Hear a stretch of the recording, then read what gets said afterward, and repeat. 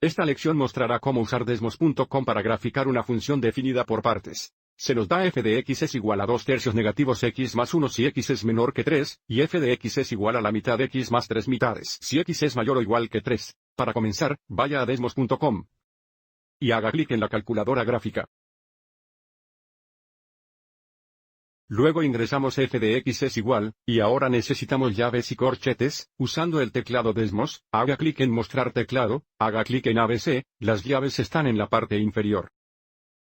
Hacia el medio, aquí. Luego ingresamos el primer intervalo, que es x menos de 3. Usando el teclado Desmos, haga clic en 1, 2, 3, x menos de 3, y ahora necesita 2 puntos, voy al teclado para los 2 puntos. Y luego ingresamos la regla de función correspondiente, que es negativo 3 mitades x, más 1. Ingrese negativo 2 dividido por 3, toque una flecha hacia la derecha, x más 1.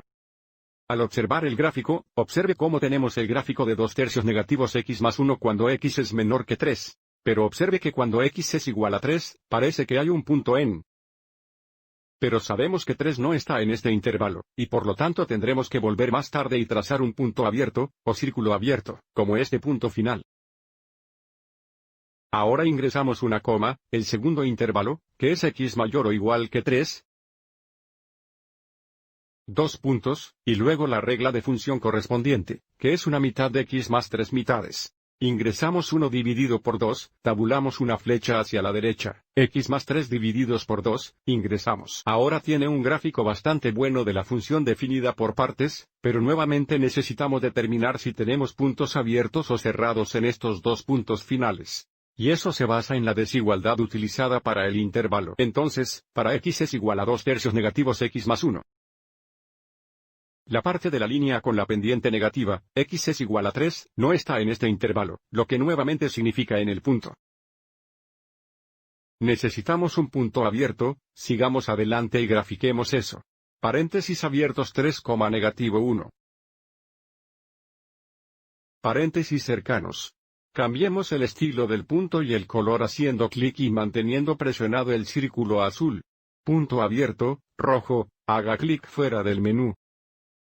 Y luego, para el segundo intervalo donde x es mayor o igual que 3, 3 está en el intervalo y, por lo tanto, el punto correspondiente está en esta pieza aquí con una pendiente positiva, y por lo tanto debemos hacer un punto cerrado en.